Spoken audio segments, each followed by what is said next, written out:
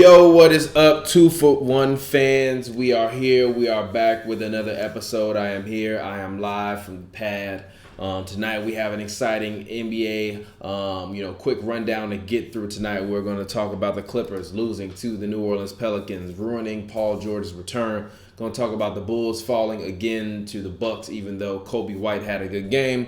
Going to talk about the Suns defeating the Atlanta Hawks and Trae Young's, amazing start to this NBA season. Then we're going to talk about the Miami Heat defeating the Cleveland Cavaliers, followed by the New York Knicks pulling out a shocker in the Garden versus the Mavericks and PROZINGIS return, and the New Jersey Nets as they play the Denver Nuggets. This is another tough loss for the Nets tonight. But tonight I am joined on the 2for1 show by a special guest, by Pavy, as always, of HoopsNBrews. So I'm going to bring in Pavy in 1 second. Pavy, make sure that your Skype is unmuted. Pavy, what is up? How you doing? Welcome to the 2for1 show. We are here. We are live, getting it in, about to talk some NBA action. How you feeling tonight? I'm fine. You know you said the New Jersey Nets, right? The New Jersey Nets, whatever. They might as well be the New Jersey Nets the way they've been playing. The way continues to choke it up. Anyways, let's go ahead. Let's hop into the first amount of action for tonight's NBA lineup. We had the New Orleans Pelicans come out and defeat the LA Clippers in what was a shocker for the Clippers. Paul George made his return tonight. Kawhi Leonard did not play due to load management, aka rest, as well as Patrick Beverley didn't play due to left calf tightness, as it was reported. But Doc Rivers reportedly said before the game that it was a planned rest for Patrick Beverley anyways. Unfortunately, the Clippers have lost another game in which they've gone into the fourth quarter with a lead or with the game being close. Obviously, no Kawhi tonight. Paul George came out, played very, very well in his debut. He put up 33 points, 10 of 17 shooting from the field, 3 of 5 from the three-point line, as well as 10 of 10 from the three-point line, 9 rebounds, 4 assists, 5 turnovers, which is a little bit of rust that you would expect, as well as he had 5 personal fouls, which is obviously a part of rust. Tonight, Lou Williams also pitched in with 31. Montrez pitched in with 18, but the rest of the team really failed to give them what they needed, other than Rodney McGruder, who put up 20 tonight. Mo Harkless only had 9. Terrence Mann had 5, and he was in the starting lineup. JaMychal Green 2, Ivica Zubac 6, Jerome Robinson 3, Jerome Robinson no points, Patrick Patterson 3 points. Pavy, what are your thoughts on Paul George's return and your thoughts on the Clippers' loss tonight? How did you feel about it? I mean, obviously, the Clippers should have won the game. It's the Pelicans. You should win that game. Also, the Pelicans had 70 points in the first half. Yeah, I don't think you have. I don't think you have the microphone piece of your headphones by your ear. I think you have the other one. Can't hear you that well. Anyway, yeah, there we go. Much better. Much better. Right, yeah. I think they put up 70 points in the first half. That's kind of inexcusable for the Pelicans. I mean, I know that they're fast-paced offense, but still 70 points for the Pelicans. I don't care who's on the court. That shouldn't happen. Paul George, shout out Cam. Cam was like, yeah, he's a superstar for 3 quarters. That's how it looked again tonight. For the first 3 quarters, he was going off. He was far away the best player on the court. 4th quarter, he get out by Drew Holiday. And also, I think you kind of saw the value of Kawhi being there, because PG is a guy that can allow Kawhi to get some rest throughout the game, and then for the last 6 minutes, that's when you probably look for Kawhi to bring you home. But like I said, it's a kind of an inexcusable loss. I'm not going to jump all over him for it. It's still obviously a very, very young season, and it was just encouraging to see Paul George come back and basically look like he never got hurt for the most part. He looked like the man ain't got hurt. Now, the 4th quarter left a lot to be desired, but, still, like I said, for 3 quarters, he looked like he never saw injury the way he was playing. Okay, well, I'm not going to blame it on him in terms of him needing to be the guy for the 4th quarter. The main reason why, they were talking about, and the debate was on if he was going to play or not, was really due to his minutes management. And obviously, with the minutes management thing that was going on with the team, I didn't expect him to really be in condition. That well. He said he hasn't played any real 5-on-5 basketball, when we saw him, about a week ago or so, when they were in LA before they went out for the road trip. He said he hadn't played real basketball since April or May. So obviously he's been out. So obviously he's been out for a while. Conditioning to me was one of those things as to why I believe he probably waned off toward the end of the game, as well as foul trouble. I think obviously Kawhi being out there is going to help a lot with the foul troubles because he won't be, relied on to be the main guy on defense. But I do think that part of that rust that, that we saw tonight in terms of the fourth quarter was just like he was in foul trouble. And especially with the NBA nowadays, anything you do can be an offensive foul or a regular foul. We saw Patrick Beverly literally bump chest with Harden, and they gave him his sixth foul to eject him from the game. The other night when they played the Rockets. So I think that I was encouraged by the way PG looked because he still looks like Paul George, which is great, especially off the torn labrum coming back from that. But it was concerning to me for this team just because Daniel, has been going at it. Daniel Belts, who runs the King Watch page, for the Hoops and Brews brand and stuff, has been going in all year on Lakers fans who are always talking to him about how he thinks that they're, about how they think that he's too hard on them, on the Lakers. Like, oh, well, it was just versus this team. You were. And he's like, no, this is how we have to play in order to win rings. If you don't know how we need to play in order to win rings and consistently win rings, this is how we need to play. Every night we need to be out there killing them. And the Pelicans were missing damn near their entire starting lineup tonight, with the exception of Favors and Drew Holiday. No Zoe, no Ingram, no Zion. You can't come out and lose like that. You can't come like they gave up 97 points through three quarters to the Pelicans with no Zion, with no Ingram, with no any of that. I think they have to kick it into another gear. I kind of feel like they think that they have the entire season to not necessarily to get everything kind of quote unquote figured out, because obviously when they get to the playoffs they're gonna figure out some new things. But I also feel like everybody loves to talk about the Warriors and that switch.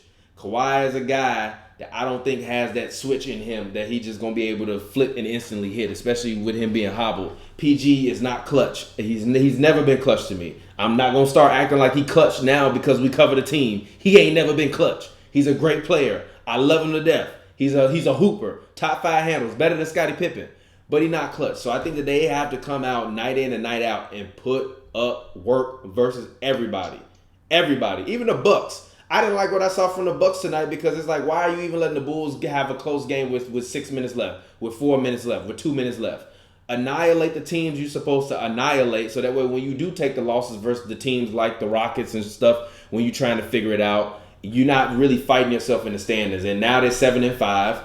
And to me, they still got a little bit of an uphill climb to get through, because even with Kawhi, if he misses every back-to-back, I believe he's going to miss 13 total games this year, which means that So if it's so, that means you have 13 full games without Kawhi. We've seen Kawhi not in 3 games. I think in every single one of those games, they've lost those games.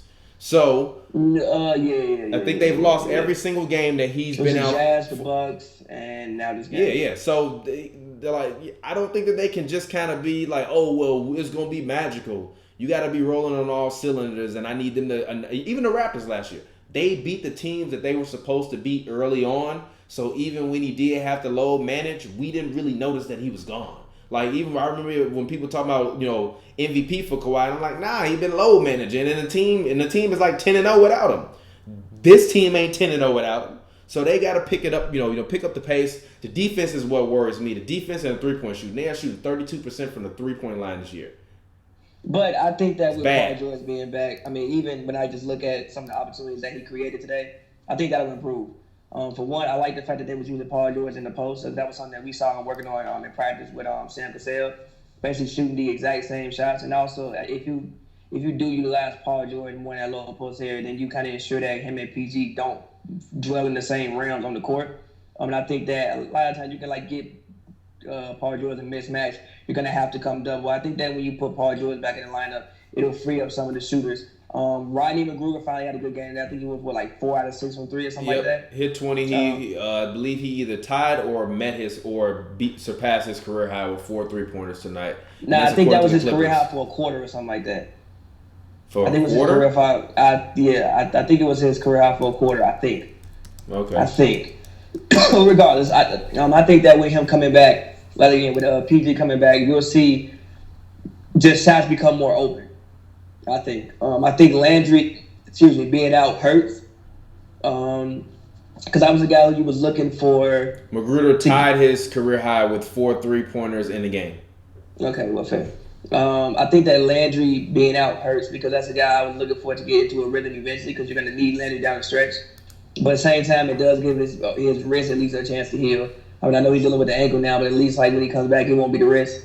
That gets time to heal. You don't take any more bumps on that. But yeah, I mean, I thought the third quarter was fine. Like actually, they gave up I think 27 points. Like the third quarter, that wasn't bad. Now the fourth quarter, you said they had 90 through 3 quarters, and they end the game with what 136. They had 97, I believe, through the first 3 quarters.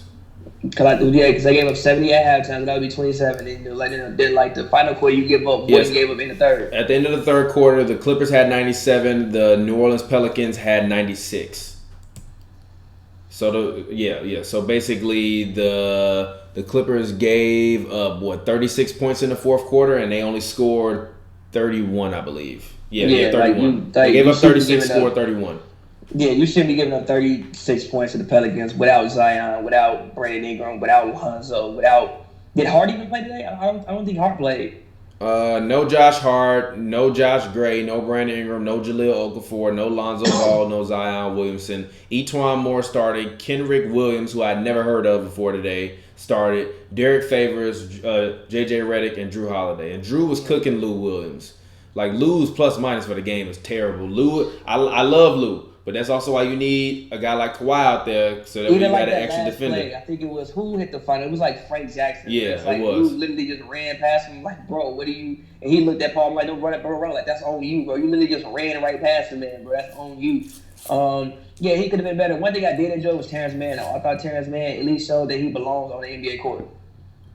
When I watched him down, like, okay, you at least, but like, you like committed some fouls just because you aren't used to the game yet. But to me, he showed me that he belonged on the NBA court today, which I think is encouraging, especially with Landry being down. He's going to have to get some time. He was pretty much running point guard. Honestly, every time he was in the game, he was a point guard. I mean, he started today at point guard. Exactly. So that was one thing that at the very least was kind of encouraging to me. Yeah, I agree. I do think, kind of going forward, how do you think that the Clippers will, number one, manage Kawhi Leonard's load management as well as Paul George's load management as they move forward in the season?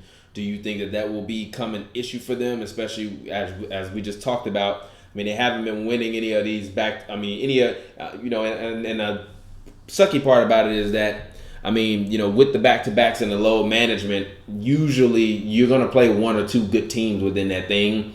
They tried to gamble because they thought, we play Kawhi versus the Rockets, and then versus the Pelicans, we bring Paul George back because it'll, we won't necessarily gamble with the load management or bringing Paul George back to face James Harden.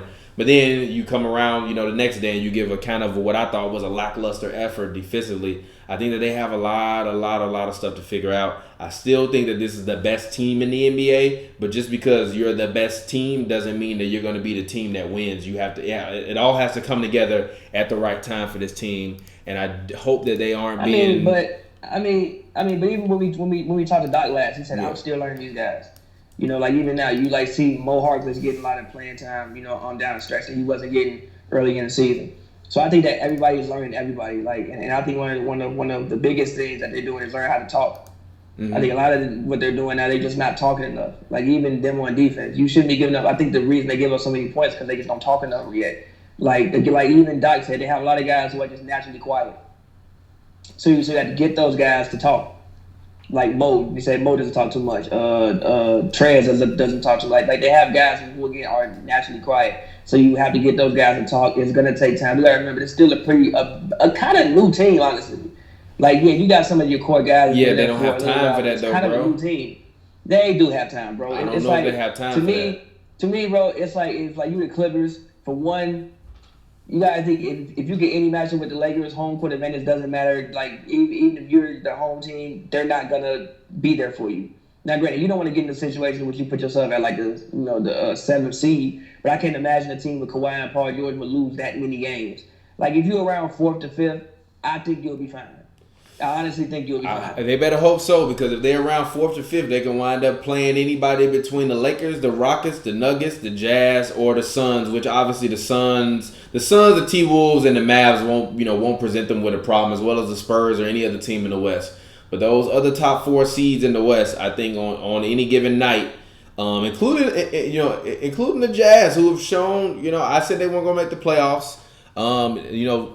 They've won, as I've said before, and I've been tweeting a lot. I give the Jazz a lot of props because I thought that it would be a lot of games this year that they wouldn't win that they have won, and a lot of that has been because Donovan Mitchell has been executing lately, and Mike Conley finally is starting to shoot a little bit better. Bogdanovich too. Bogdanovich has been playing great. Bogdanovich has been the best player on the team, arguably this year on both ends of the court. He's not a better defender than Rudy Gobert, but all around game, he's arguably been the best player on that team, and he was the guy I thought needed to play well and needed to put up about 20 a night. And he just takes those shots that they need when they need them. So I think the Clippers better not, play with fire too much because they might, mess around and get burned. And that's the one thing that you don't want to happen is wind up having a situation where you get a guy like Paul George and Kawhi and you lose in the first round or the second round. Because then that's going to really, for them, to me, the Clippers, the reason why I'm so critical of them this early on is because this team is championship or bust to me. There is no in between. You either win a ring or it's a disappointment. It's kind of like the Sparks. I really feel like this team is kind of like the Sparks, but not in the same sense in terms of the way it's built, but in terms of expectations because of the talent that you've accumulated on a team. Now, whether it all fits and whether it'll work out long term, it remains to be seen. But they have, I just think that they have to keep, go full throttle. But go ahead. I hear you, but for the Clippers, I never see have a 2 to 3 year window. So even if you dig in it this year, I think that, next year you have a shot. And then year after, that would be the final year. Because obviously PG has to opt out. I think either PG contract ends and Kawhi could decide to opt out. So then, or it's like the other way around. So I think they have a 2 to 3 year window. But again, I'm not too. The thing that worries me most is probably maybe Kawhi's health. Is he gonna make it through a whole season again? Really, is he gonna make it through a whole season? That's the thing that worries me most. Is he gonna make it through a whole entire season? Even the fact that you didn't have basically a summer, really. You got done playing in June. You started back up again in October. You didn't really have a summer. You were coming off the quad. Now you got basically tendonitis in your knee because of the quad. This basically it's the patella tendon. So if people don't know, if you touch your knee right now, hold on, you breaking up. You breaking up. Hold on 1 second. That's your patella tendon. Repeat what you just said because you just froze for us. So tendonitis basically there. Hey, you're freezing. So repeat just what you said. Go ahead. Okay, so for those that don't know what a patella tendon is, if you reach down and touch your knee right now, that ligament that's right in the front where your kneecap is, right below it, that's the patella tendon. Okay. Basically. So that's the muscle that we're talking about. So you gotta wonder if he could last the whole season. But again, the thing that gave me, hope was that the fact that, even what I saw tonight, Paul George is a guy that for 3 quarters can get you there. For 40 minutes, he can get you there, carry the load. And then Kawhi, you've seen him be able to have moments in games in which he'll score 17 points in the fourth quarter, and you damn it didn't notice he scored 17 points. So that's what encourages me about this team. I'm not worried yet. Again, it's only been 12 games. You got a whole bunch of new cast of guys. They've had a very tough schedule on top of that. They haven't had too many off nights, really. And they haven't played too many teams where it's oh yeah, we can chill today. Besides the Pelicans, you would think that would be a game. But I even think the Pelicans are a little bit better than what their record says. Oh yeah, I think that they're way better. I thought they would be a playoff team. I just think that sometimes they get in situations down the stretch and they have so many young guys that they just don't know how to close out games right. And also they've been hurt. Holiday hasn't played. You see Ingram's been in and out the lineup. Lonzo's been in and out the lineup. But what you saw tonight was they actually had a lot of veterans in the lineup.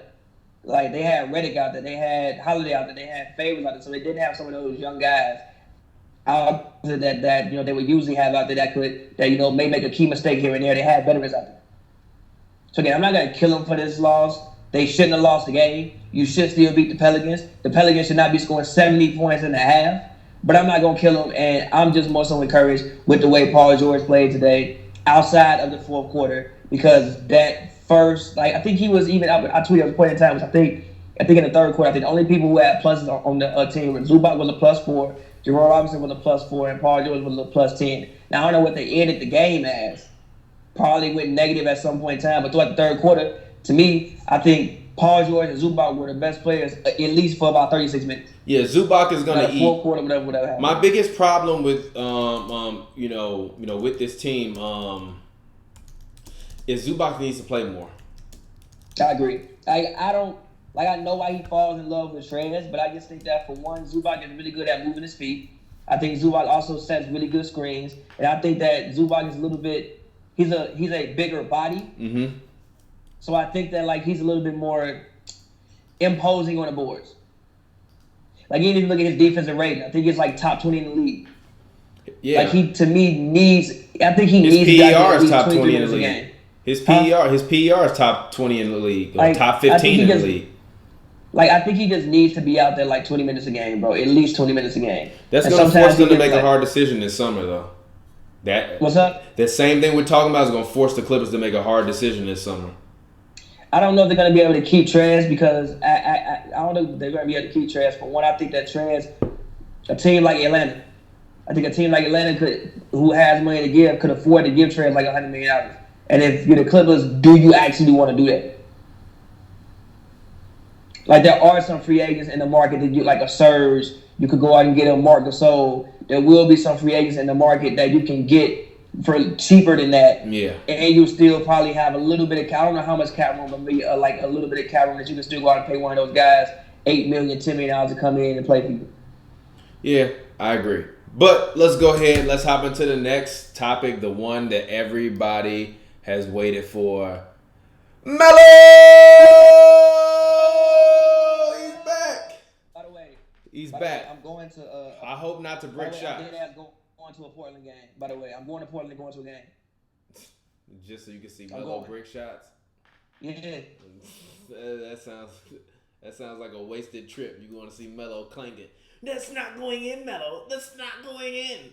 But what are your reaction? What is your reaction to one, Carmelo Anthony signing with the Portland Trailblazers? Obviously, you and I have had conversations about this team. They're currently in a free fall right now in the standings, having lost 7 of their last 10. They're currently 4-8. They're only 2.5 games back of being in the top 8 seeds.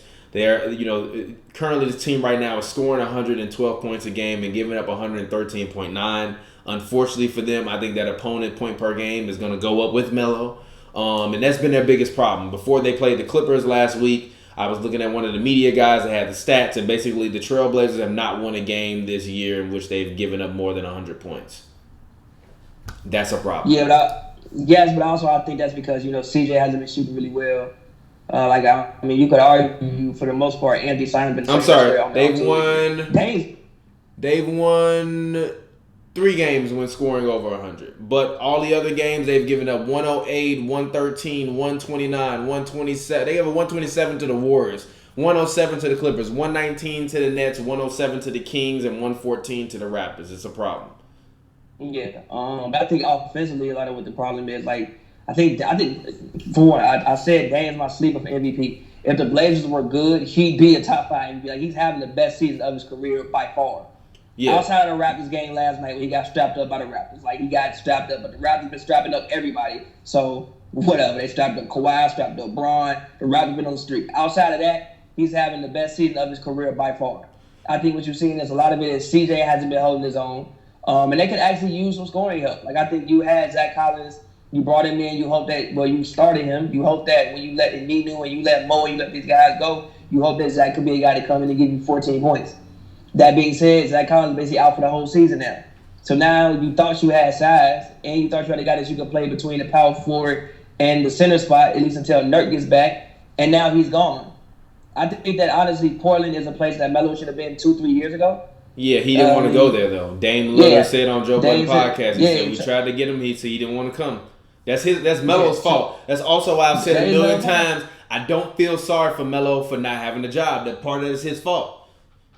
It is. If one of the best, if an arguable top 10, top 15 player call you and you a guy that's on the outskirts of the league and he called you and said come join me and you didn't join him and now you out of the league, that's on you. So I'm glad he finally woke up. But I'm happy Melo got a job. We'll see what he can do. I think he definitely can. I think at least for Portland, what you just really want is like more scoring help. He'll probably start off, on the bench. Might even stay on the bench, but I mean, you see, I think he's gonna wind up starting in a couple games. Rodney Hood ain't the answer. No, I agree. I think he'll eventually wind up starting. But I think what you want Melo there is to when CJ and Dame aren't on the floor, or at least when just one of them is on the floor, he gets anchored that bench lineup. Like I saw Kent Bazemore way too many ball handling responsibilities. I'd rather a Melo ISO over any Kent Bazemore play possible. I'd rather a Melo ISO. I'm going to keep a G with you. 10 years ago, yeah. Past 3 years ago. I still rather a Melo ISO in his area where he what he does. If you can get him in the high post, we only talking about maybe 8 possessions maximum a game where he gonna get that. How many shots a game you think Melo takes? 12. Okay, that's good for him. That's good for him. He was taking none. But I think he was taking none. He was taking none. I think the main thing Melo has to be willing to do is be a willing screen setter. I think he has to be a willing screen setter for CJ and Dame. And if they can get that pick and pop game going, that could be something that could be, nice for the Blazers for the season. I think the Blazers in trouble then if he got to do that. And look, I'm sorry, but I gotta show this to the rest of Twitter, bro. Did you see this picture of what they did to Mason Rudolph's head? No. Gee, they put the dent in the man's head like they did the Photoshop and put a dent in the man's head. Hey, fans, look, y'all see that? That's hilarious, bro. That is absolutely hilarious, man. But with that being said, do you think that will allow the Blazers to be able to rebound on their season and be able to turn around and make the playoffs? Or do you think that it might still be too much of an uphill battle for them getting through this West without Nurk, without, Zach Collins? What do you think?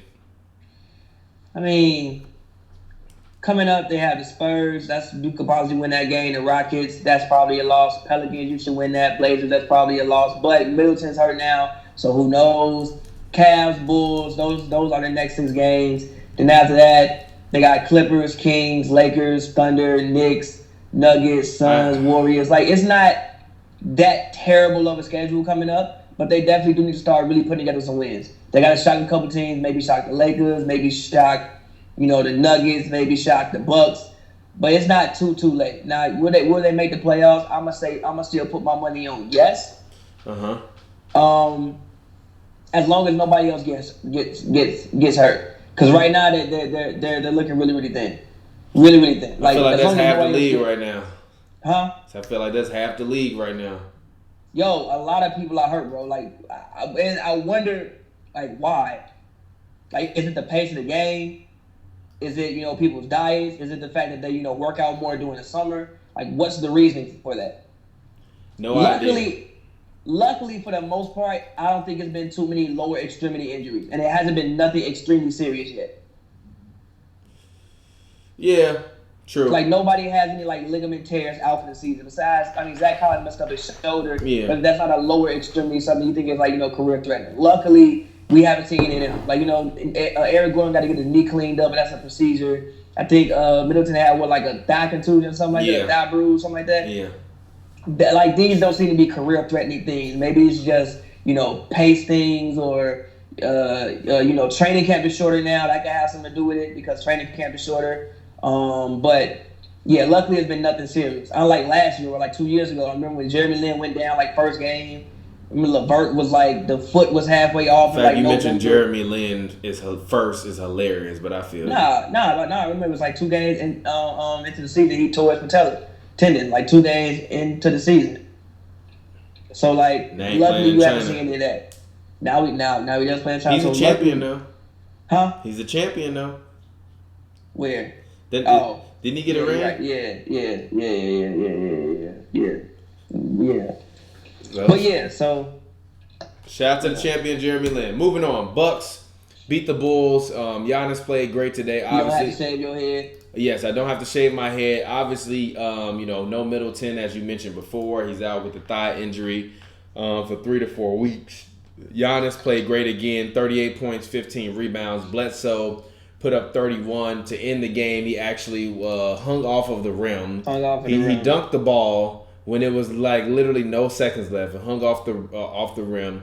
Thad Young and the Bulls took exception to it, but honestly, it's the Bulls. Who cares? Take exception to it. Win a goddamn game, and then maybe you won't have to worry about people dunking on the rim at the end. So what do I don't know if you were able to catch any of this game or not. I didn't see this game. Okay. I didn't watch a second. Well, yeah, the Bucks won. They should have won. Yeah, Giannis was dominant. Giannis has been Giannis. The thing that I like even more so about Giannis is just being able to kind of see just how his variety of shot selection is starting to kind of grow. Like even I've said, I told you, I was like, I need him to take 5 threes a game. And he was like, 5 is too many. I'm like, nah, because I need them to respect him. And and as far as I've been looking at him, he's been taking around 5 a game. I mean, statistically, he's taking. Hold on, let me see. Let me give his stats. My bad. Statistically, Giannis this year is taking. Oh, my bad. Sorry. Statistically, Giannis is taking 3.9 3-pointers per game this year, which is one entire more. I'm sorry. Say that again. I said I want him around 3. Yeah, you said 5. I said 5. He's taking around 3.9, which is one more than he's taken last year. It's the highest he's ever in his career by a full 3-pointer. But he is shooting so far, with the exception of his first year, which obviously I don't really count that because we all knew he couldn't shoot back then. He's shooting the highest percentage from the 3-point line that he has, in his career at 30.8. I like it because it keeps them honest. Because even when you're looking at Giannis right now, currently he's only shooting a terrible 64.5% from the free throw line. But he's still taking 11 free throw attempts a game, and he's averaging 29.7. Could you imagine if he was shooting 90%? Could you imagine if he was shooting like Harden from the free throw line? He'd be averaging as much as Harden right now. But you can't have it all. I mean, hey, he can't shoot threes either. So, hey, but you can't have it all. He's coming. Only thing with Giannis, I know he's been handling the ball a little bit more because Brogdon isn't there. And even though he specifically told me that he's just making the right reads and playing within the offense and giving him what the defense dictates, I do believe that he has been a little bit slightly careless with the ball this year. And I do think that even just kind of looking at his turnover numbers, for the year, they reflected he's never had over 4 turnovers a game, and this year he's at 4.4. I do worry about that a little bit for them. Hopefully the Bucks can stay healthy. They're still one of those teams that I'm gonna look for to be there near the end. But let's go ahead. Let's talk Suns. They beat the Heat. I'm sorry, not the Heat. They beat the Hawks. They beat the Hawks. Ice traded gang. Trae Young came out, put up 21 points, 13 assists, but it wasn't enough. Kelly Oubre dropped a smooth 30 ball, and the Suns, rebound after I believe it was back-to-back losses. They took the loss versus the Lakers. Now they rebounded. They put a W up on the board tonight. Number one. I watched Steve Nash's Knuckleheads podcast, which is very, very good. I love his Knuckleheads podcast. The section on Harden almost made me cry. Thank you, Steve Nash. Yeah, no, he does do good. Yeah, he runs the offense very good. He does, but he doesn't win. That's just the same criticism everybody had about Steve Nash in the same system. They had the same criticisms. You can't say it doesn't work. Like it works. It doesn't work. And guess what? And if Steve Nash sitting across from me, I would say, Steve Nash, how many rings you seen win with that offense? It don't work. It does work. You just lost to an all-time great team. It's a flash in the pan type of offense. You lost to you can't say it's a flash in the pan. Flash in the pan. Consistent 50-win seasons and got Harden. That's a consistent 50-win season. Which offense are you talking about? He was talking about two different ones. He wasn't talking about ISO ball Harden. He was talking about Harden first couple years in that D'Antoni system. No, not ISO ball Harden. No, he wasn't. He was talking about ISO ball Harden. He was not talking about ISO ball Harden. He was talking about Harden does a great job with the he was like you think it's easy, but for somebody to handle the ball that much means you have to make great decisions. They took that team. They were this close to beating that team, and they just lost to an all-time great team. It works, bro. You just lost to one of the best teams ever. There's no shame. That system don't work, and Steve Nash can keep preaching that to the cows come home because I know him and Quentin Richardson got an agenda because they want to make it look like they had a larger run or a larger window than they actually had. That system is only built to work for a year or 2 years, and then after that, it got to be completely rebooted. And what you see is after the first couple years, it didn't work no more. That's why you had to switch it again. Literally the first couple years, Harden didn't play that way. Harden only been playing ISO ball Harden for the past 2 years. The system changed. Huh? He wasn't good enough to do it yet. But I'm saying the system that Steve Nash was running under Mike D'Antoni is what Harden was running when D'Antoni first got there. The system that they're running now is not the same system. So I'm cool with him saying what he said, but he's not saying what he's saying in comparison to it being his same system. He's just saying he's doing a good job running the system. It's not the same thing. It's not the same D'Antoni system. It's a different system. I mean, yeah, but you don't even like have the same players or cast of people. Like, they can't play that fast. They don't play fast at all, really. The Rockets play one of the slowest paces in the league. Yeah, because you play ISO ball. Yeah, but also before Harden went ISO ball crazy, they were a team that played with pace, and then he switched the offense. Let's actually. Then he switched the offense. Because I don't necessarily know how fast they were playing because they still did have the white. What year you want to go with? You want to go with? Go with any year. 2013. Any year you want to go with that Mike D'Antoni has been coaching them, with the exception of the past 2 years. They have never been a team to me that has played slow basketball. Okay, they was fifth in 2013, 2014, fifth. Yeah. Then the next year second in 20. Yeah. Then you go to ISO ball. Wait, real quick though. This is on the Kevin McHale. This is on the Kevin McHale. Okay. When did D'Antoni get there? D'Antoni got there. Okay, they were third in 16, 17. They were 13th in pace last year. They were 13th last year. That ain't bad. Once Chris Paul got there. And then they 26th this year, which is they're 26th last year and 13th the year before. Okay. They were 13th the year before last and 26th. It's just been a different system. There's nothing wrong with that. I don't have no problem with the system. I just want Harden to win. When Harden finally wins, then you'll finally hear me say, when D'Antoni finally wins, then you'll hear me say, you know what, the system works. But I have yet to see the system produce a championship contender or and then when I say contender, I mean in the finals or. I disagree with you on that. Like you can't sit up. It's not the same system. That's all I'm saying. Bro, but listen, you can't sit up here and tell me the Warriors are all-time great team, and then in the same breath say, "Oh, this system doesn't work because it didn't beat the Warriors." That don't make no sense to me. It worked. You just couldn't be the all-time great team. But like I said, we talking about two different systems, and all I'm saying is the system that Steve Nash was talking about is the new system that Harden is running, not the same system that Harden was running the first year when D'Antoni got there, which was reminiscent of the Steve Nash system. D'Antoni realized that shit wasn't gonna work. That's why he switched it up. Was like, Harder, I'm gonna load the floor on the one side, and you just stand out there and dance and score. I think he switched it up because you traded for Chris Paul, and obviously you can't play that fast with Chris Paul. Chris Paul is what, 33 when he get there. Can't play that fast with Chris Paul. Ain't never played that fast. I mean, hey, they ain't playing. They're not playing that fast this year.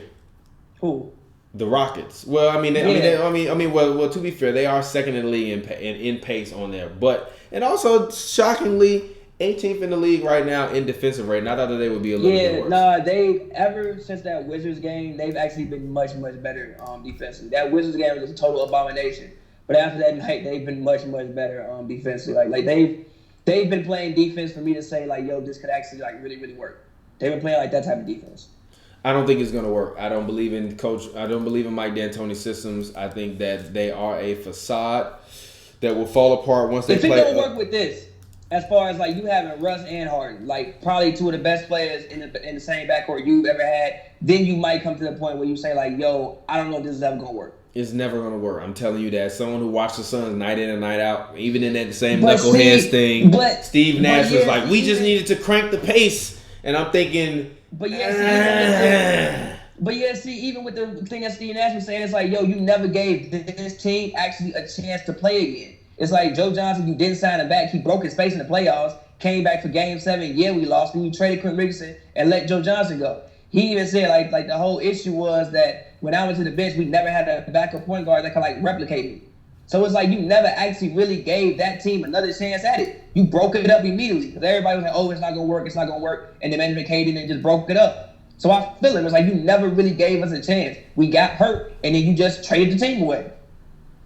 I don't believe in the system. I know you're a Rockets believer. Small game James will be small game James. You will see. You will be disappointed again. Remember, I told you. Bro, no matter what you again. Remember, I told you again. Bro, you're a glutton for punishment. I feel you, but bro, like no matter what you want to say about Joe Johnson, we still talking about an arguably Hall of Fame. They let that guy go.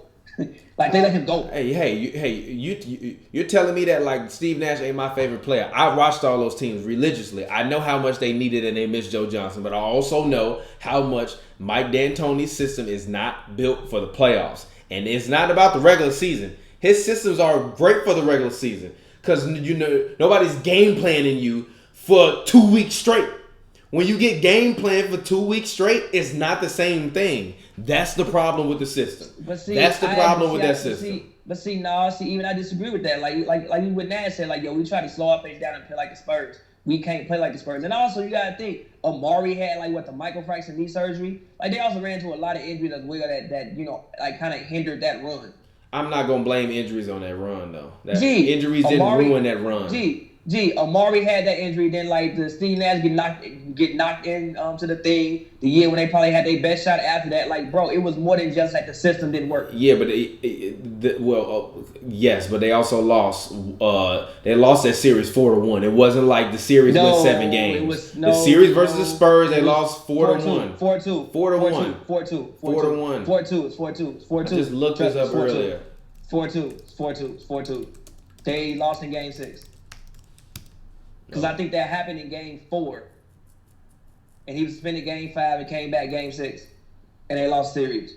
What was that, 2005? 07. Okay. That was. Never mind. I was thinking 05. My bad, not 07. I was thinking 05. But, anyways, moving on from that. Actually, no, I don't. The year he was talking about, the first year he was there was 05.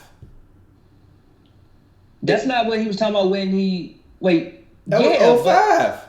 Yeah, but that's when Joe Johnson had his face broke and only played in the closeout game.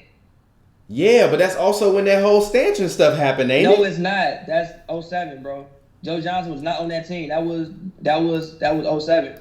Because remember, I think back then that was when the division winners were automatically the top 3 seeds in the conference. And I think they only met in the second round because of some weird stuff. Oh, yeah, because they lost to the Mavs. Oh, yeah, okay, yeah. Never mind. Okay, I was thinking about the one in 05. My bad. I was thinking about the series in 05. But, anyways, moving on. Let's go ahead, hop into the next topic. The Heat beat the Cavaliers. The Cavs continue to lose games. What are your thoughts on this game, and why are you still punishing yourself watching Cleveland Cavaliers games? I mean, the Cavs, they actually played well in the second half. I think they were just down a little bit too far to actually come back and, win the basketball game. Sexton was out there chucking. Garland has to be better. But as far as the Heat go, I mean, I think the one thing the Heat will struggle with is in the playoffs when they need a bucket getter. I don't know if they'll be able to have that bucket. I don't know if Jimmy is necessarily that guy. I think Hero is probably that guy, but I don't know if he could be that guy immediately. But the Heat got a damn good basketball team, man. A damn good basketball team, top to bottom, is very, very solid. Like I said, I watched that game. Kendrick Nunn was going off. I was thoroughly impressed with what I saw. Bam Adebayo is one of the most versatile centers in the league. Myers Leonard, I think, is leading the league in 3-point percentage. They have a damn good basketball team, man. And like I said, the Heat can win 50 games, bro. And they can make a conference finals run. There is no team that I'm convinced that they couldn't beat in the East right now. There's no team I'm convinced that there's no way that they could beat them. Even a team like the Sixers, I'm not convinced the Sixers can just beat them right now. I can't agree with that one, but I think it remains to be seen. I think that we will see when that time comes. Obviously, this game is not, it doesn't really matter for the Heat. It's a good game. It was one of them pencil-in wins as long as they decided to come in and play like they meant it. And with Pat Riley, with the Heat team, you never really see them come out with no effort. But no, I even think shout out to Dion. But no, I even think this Cavs team has an outside chance to be the AC. I really think they do. I think that as long as they don't get hurt, I think they have an outside chance to be the AC. From when they come in and play hard every night, they got veterans. I think if I'm not mistaken, they lead the league in rebounding or are close to it. They average a lot of rebounds a game because you have Kevin Love and Tristan Thompson, who I think are both in the top 20 in rebounds. Colin Sexton, he at least uses his speed and he plays hard and competes every night. So the fact that he's going to keep coming at you, you have to at least guard him. I think Kevin Porter Jr. still ain't missed a free throw. I would like to see JD be better on catch and shoot threes. He still doesn't knock those. He's not good. He's not good. No. He's not good. No, he man is. averaging 8 points per game this year. You talking like that man's gonna be the Messiah or something?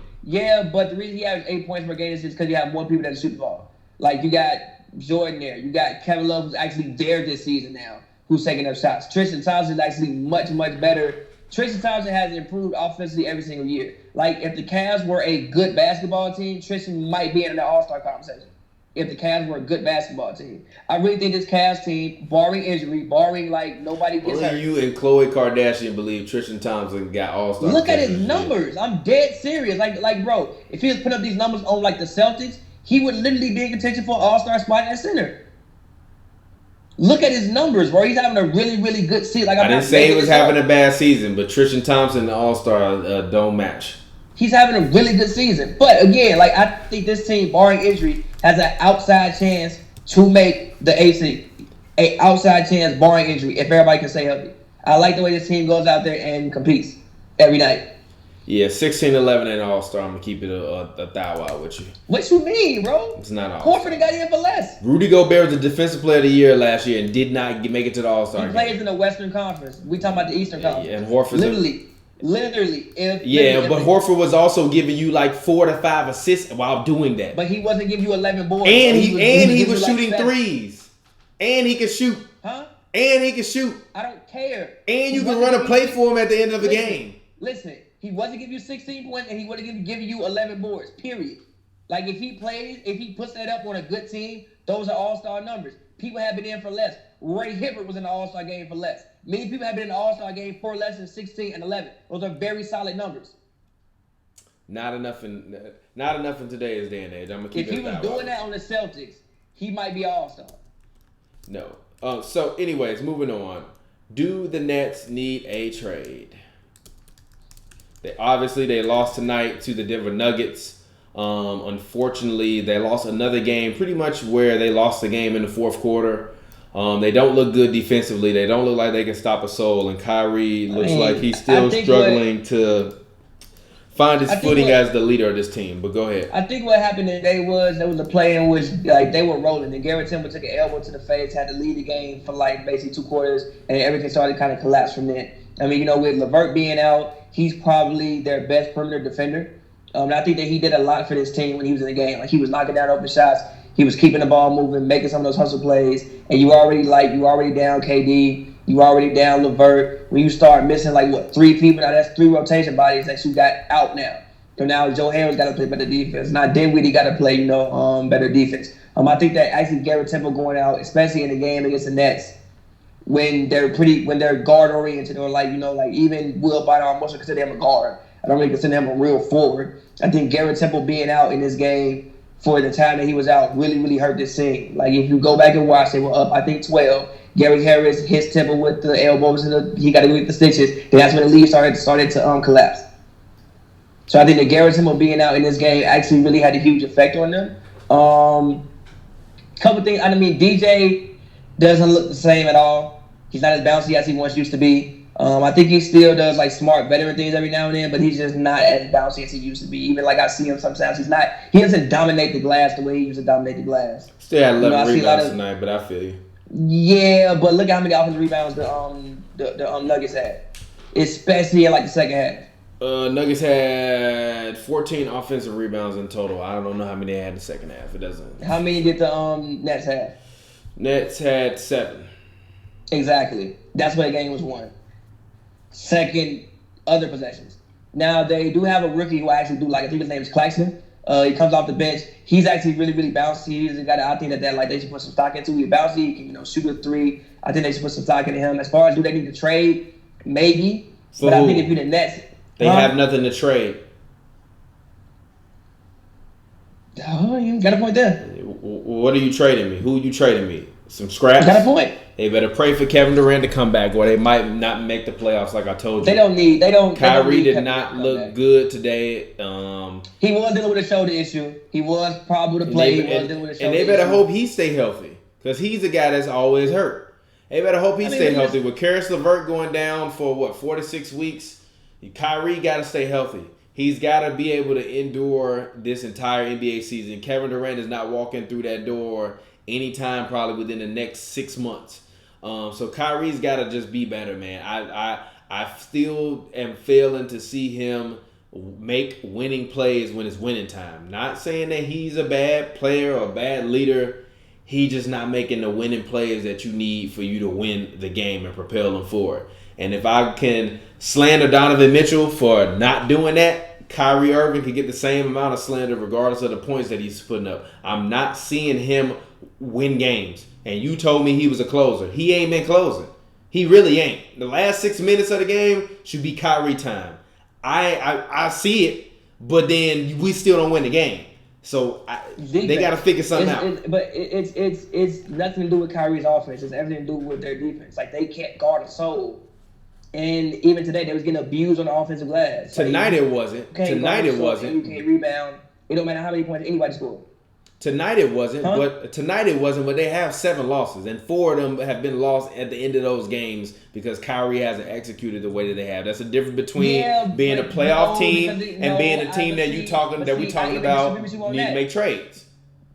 But see, I disagree with you on that because in all these games, there were moments before Kyrie even got to those moments that we shouldn't even been in the winning time moments. For instance, the first game of the season when Jerry Allen missed 2 free throws, we shouldn't be in regulation. So what? This is what it feels like. You want to be the guy. This is what it feel like to be the guy. Am I wrong? Like this is what it feel like to be the guy. You get criticized and you get scrutinized, and you supposed to help pull them through. But this is why we have a difference of opinion. Even like the Grizzlies game, when Jay Crowder hits the 3, he had to play before it. Then when he misses a free throw that would have put it up 3. Yeah, but what about when he got his shit smacked by Ja Morant? He did. That's fair. That happened. We not even getting to that if he don't get his shit smacked by Ja Morant. That happened. No. Like there were some down stretch. Like, yeah, okay, that's fair. But then even in that moment, like, you want to blame Kyrie for the loss? The man missed the free throw. That could have put the lead up to 3. He not the leader of the team. You are. It don't matter. It doesn't matter. It's a full team game. That's the role. Shout out to Uncle Ben. Shout out to Uncle Ben from the amazing Spider-Man comic books. As he once said, with great power comes great responsibility. Kyrie, with great power comes great responsibility. So the burden of the losses falls on you. The same way if the Lakers start struggling, we not going to look at AD and start pointing fingers. We going to point fingers at Big Bron. Period. Y'all are. Everybody is. Everybody. If the Lakers start losing and LeBron start playing bad, you're gonna start pointing fingers at LeBron. You're lying to me. Y'all are. I'm not. Y'all are. I'm not. Okay. Who you blaming? It depends on how they lose in the game. All right. It depends on how they lose in the game. If they losing because LeBron ain't execute late, then guess what? He deserved the same amount of criticism Kyrie got. You want to be the leader? You telling me Kyrie? You told me Kyrie better than Steph. Kyrie better than Steph. Kyrie about to show Steph Curry, blah, blah, blah, blah. Kyrie team got 2 more. Kyrie team got 2 more wins than Steph Curry team got. Did you see when Steph was on the court? They wouldn't get blown out by 30. Steph wasn't getting blown out by 30 this season. Did you hear what I said? His team got 2 more wins than Steph Curry team got. And listen to what I'm saying. I don't want to hear it. And them losses, we talking about a ball bounce this way, that way, cool. We talking about a ball bounce this way, that way, and a man losing by 30 points. So what? It don't matter. It don't matter how many points you lose by. What matter is what you see in a win-loss column and what you see at the end of the game. Did you lose or did you win? Did you lose or did you win? It don't matter that Luka Doncic threw a great pass to Dwight Powell to tap the ball into the game. How you lose the game? How you lose the game defines a whole lot. No, it don't. That's a lie. If we lose on the buzzer beater, if we got smoked out there by 30, and it don't look like we can't even compete on the NBA level, how you lose the game means a whole lot. Nah. Yeah, exactly. And the way Kyrie been losing his worth, I'd rather get blown out when I'm playing with a bunch of rookies that I know we got to get it together than to go to a team that made the playoffs last year and with pretty much good health across the board, with the exception of KD, which we knew he wasn't going to play anyways, and you go out and you throw up stinker after stinker after stinker after stinker after stinker when you went to the Celtics and y'all did good. But the Celtics look better without you. And you're losing. I mean, but you're losing. You're losing, Kyrie. And you're losing, Kyrie. I hate when you say that because, no, but look, I hate when you say that because Horford ain't there. Choking. Horford ain't there.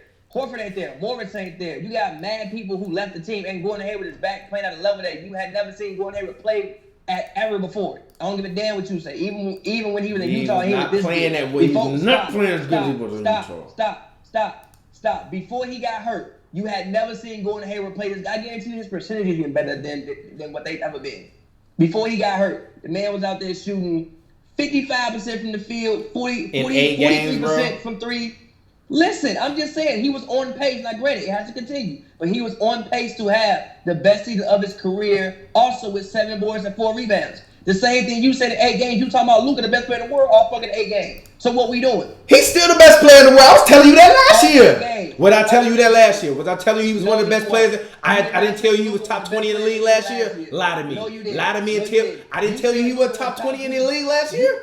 You're lying. Listen. You're lying. I told you he was top 20. I told you he deserved to be an all-star. That's a goddamn lie. Stop lying on me on the internet. That's a lie. Go back, somebody. Go back, find the footage, Google that shit, find that footage, and pull that up. And I guarantee you're going to see some footage of me saying Luka Doncic is top 20 in the league and he deserved to be an all-star. Top 20 and top 5 is 2 different conversations. It's a year later. What you mean?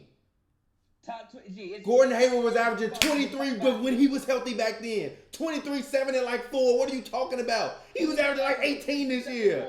Gordon Hayward never averaged no 23, 7, and 4. You trying to lie to me? The highest he ever averaged was 21, 4, and 5. What was he averaging this year? This season. 18. Look, granted, but see, look. The reason the average is down because he broke his hand mid-game. So really the man averaging 20, and look, even if you want to go with the 18.9, 7 rebounds, 4 assists, shooting 55% from the field, 43% from 3, and 84% from the line. He was on pace to have the best season of his career. Period. I can't agree with that. On top of that, I would have to see it. Hold on, stop. In the last minutes. The year you talking about in his All-Star year, he gave you 21 in 34 minutes. This year in 31 minutes, 18.9 with the being the main option on the team. Being the main main option on the team with no score. He wasn't the main option on that damn team this year. You're lying. Damn near. No, he's not. Kemba Walker and Tatum is before him. Stop lying. Stop telling fibs on the internet. No. Stop lying. Tatum being before him. And hold on, wait. On Boston, I don't think they have a main option. I think it's by committee. I think him, and look, I think it's him, Tatum, and Kemba Walker all by committee. I don't think they have a main option. I really don't. With the way they move the ball and shut the ball, I don't think they have a main option. Then they getting eliminated in the second round. Period. Who? The Celtics. They might. A team without a main option ain't a contender. Period. But see, same reason why the Nuggets ain't a contender. But see, here go the thing with the Celtics. Like, they still have guys that, like, if I need a bucket, I trust people way over what I do the Nuggets. I trust Kemba. I trust Hayward. And you trust Kemba? What have you seen from Kemba? What have you seen him win? What have you seen him accomplish? What does that mean? What have you seen him do in the playoffs? What have you seen him do at any point in order to... What do you mean? What does that mean? I'm talking about somebody... Listen, I'm talking about somebody who can manufacture and create their own bucket. You told me Jokic can do that. Make up your mind. One guy. The Celtics got 3 of them. They got 2 of them. They got Kemba Walker and they got Tatum. Hayward cannot create a man. No. Really? No. Hayward can't get his own bucket. Not anymore. I don't think he can. Not anymore. You're not giving him the ball at the end of the games to manufacture you a bucket. Not anymore. You're lying. No, you're not. You're giving the ball to Kemba Walker or Jason Tatum. With the season that he was having, yes, you could. Now, granted, he got to come back from the injury, which sucks. Like, that really, really sucks for Hayward. But he was having, again, one of the best seasons of his career so far. He was having a great year, but like I said, he's having not one of the best. The best season of his career so far. Arguably the best player on the team this year. I'm not upset with that, but this is not the best year of Gordon Hayward's career. Anybody? Yes, it was, no, bro. it's not, bro. Just because he had a smooth 8 games as the third option or the tertiary option on a team on a team in a pop-like system in which he's never gonna really get the real opportunity to do what you need him to do anyway. Versus before, when there was nobody on the team that could score, he was playing. It was literally him and George Hill were the main options on offense. It was him and George Hill. It was him and George Hill. It was him and George Hill. It was him and George Hill. Kemba Walker giving you more than that. Jason Tatum giving you more than that. What are you talking about? He's not the main option on this team. He's having a good year. He was having a better year when he was the guy. Every night when you had the game plan for Gordon Hayward being the number one guy, that's when he was the best. Not now when he's the third, fourth, fifth option on the team. He's not the third, fourth, fifth option. That's disrespectful to say. Again, he's the third or fourth option on this team. He's not the first option. Look, and also when the ball ain't touching your hands every time, that also makes it more difficult. Yeah, he's still getting his shots. He's taking a couple less shots, but he's still getting his shots. Exactly. This is why I think it's his best season of his career. Not his best year. Especially when you add in the granted it had to continue, but when you add in the efficiency, 55% from the field, 43% from three, giving you 7 boards, which he's never done before, and 4 assists, which is higher than what he even averaged when he was an All-Star. Like I said, ain't nobody even game plan for that man yet. I disagree with that. Ain't nobody game plan. He didn't look this way last year. When coming into this year, you was thinking playing that man a whole different way. He started playing good again. You're like, oh shit, he back. We got a re-game plan for him again. And you got a game plan for him now. So again, yes, I think Hayward was on. Now, granted, it had to continue, but he was on pace to have the best year of his career by far. And he's still only 29 years old. Well, anyways, this has been the final, segment on, 2 for 1. We're gonna go ahead. We're gonna hop into the final thoughts of this episode. As we head into this weekend, obviously you will be covering the Clippers versus Hawks game, Paul George's first game in Los Angeles this weekend. What are your thoughts, just kind of on the NBA as we head into the weekend? Any things that surprised you so far? Any things you're looking forward to? Any final thoughts? No, I'm just excited to see what the season is going to keep going. I hope everybody can stay healthy. I hope that we don't see any more serious injuries. I'm just excited to see what the season is going from here. Yeah, for me, the Spurs play the Blazers. I believe it is on Saturday. I believe it is. So I don't think Melo will play that game, and then the game after that obviously is Houston on Monday. I'm going to be very, very interested to just kind of see what happens with the TRAILBLAZERS, because the bad part for the TRAILBLAZERS, it doesn't really get any easier from here, because you play San Antonio, Houston, then the Pelicans, then the Bucks, then Cleveland and Chicago, OKC, Chicago. Okay, those 4 games maybe, but then even at that point, if you lose to the Spurs, you lose to Houston, you lose to the Bucks, that's 11 losses right there. And even if you win, beat Chicago, Oklahoma City, Chicago again, Cleveland, and the Pelicans, you're still sub 500 heading into December. And your first game in December is against the Clippers. Then you play the Kings, who play well. Then you play the Lakers. Then you play the Thunder. Then the Knicks. I think they can beat the Lakers. So I think it's going to be. I think these next 2 weeks for the Portland TRAILBLAZERS will define if they make the playoffs or not. If they go into December with a sub 500 record, I think that it might be a wrap for them, because I think that other teams are going to start to pull away from the rest of the pack. Everybody's kind of still close in there because there's not that many games. I foresee that, the rest of the pack starting to spread out, and we're starting to see more room over the next 3 weeks. And if the Portland TRAILBLAZERS go into December with a sub 500 record, it's going to be some very, very dark times in Portland. And at least Melo will be able to play for the rest of the year. His contract is not fully guaranteed yet. Won't be guaranteed until January 14th. So Melo still has about 60 days worth. You got to move your hand. Melo still has about 60 days worth of playing to do before he is officially guaranteed for the full season. I hope the TRAILBLAZERS can turn around, because I want to see Melo in the playoffs one last time. I hope Melo treats this like his one last dance, because it is. Do all the jersey swaps you can get right now, Melo. Wave goodbye at some of them crowds for the last time, because this is your last dance. Enjoy it. I'm going to do my best not to say anything slanderous about you. You know what? Actually, my promise to you, Melo, is for the rest of this year of 2019, we will not name another podcast episode about you in any slanderous shape or form. That is my promise to you, Carmelo Anthony. But boy, oh boy, when January 1st hit, if you playing trash, Melo! But anyways, that's been it for me. I want to go ahead and really quickly hop into my stat of the night. my stat of the night, stat of the day is actually we are kind of seeing a different style of scoring output from teams and things of that sort through the first couple weeks of this NBA season. We are seeing guys propel themselves and take themselves to new heights this year. And I really wanted to personally point out the usage rate this season. So far through 11-12 games, there are 3 players in the NBA with a usage rate above 35% currently right now. The league leader is James Harden with 39.4%. Kawhi Leonard is second at 35.7%.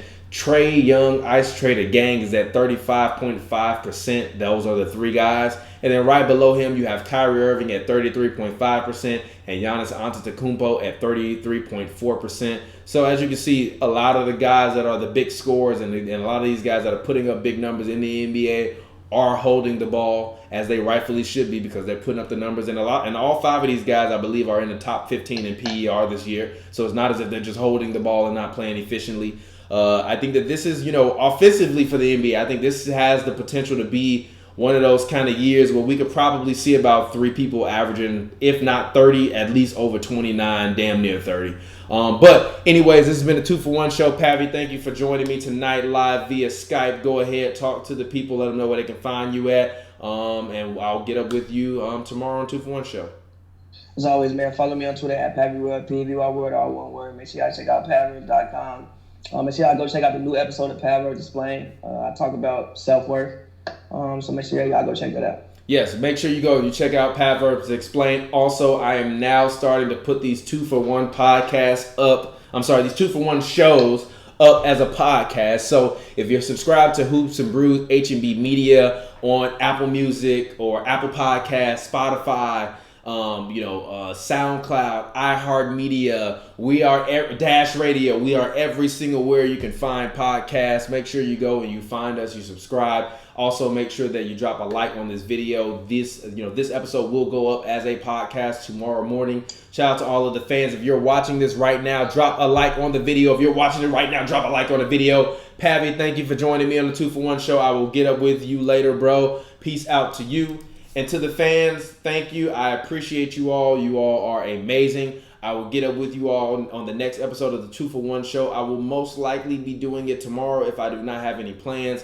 I plan on watching the NBA action as everything unfolds. We will be covering Clippers versus Hawks this week. We will try to cover the Clippers game on Monday as well. So we will see, and thank you all for continuing to watch the content. As always, you watching the content helps us be who we are. You help keep the lights on. You help keep the internet paid. You help keep the TubeBuddy account going. You help keep everything that goes on. So make sure that you continue to help us out by going and subscribing to our Patreon. Okay, do that. Patreon.com/HNB. Go subscribe right now. What you can do is you can donate any amount of money, or you can subscribe with any amount of money. And what it does is it opens you up to amazing perks, that include me and myself, as well as Pavy. We'll take you to a Clippers game, sit with you, talk with you. You can, join one of our shows a couple times a month. All of the profits from our Patreon goes towards helping us to create better and better content. So shout out to everybody out there watching 2-for-1 show. I appreciate you guys. I will get up with you tomorrow. And until next time, it's been your boy TPJ. Make sure you follow me on Instagram at RealTPJ. That's REELTPJ. It's a film joke. If you don't get it, you're damn dummy. And I will holler at you next time.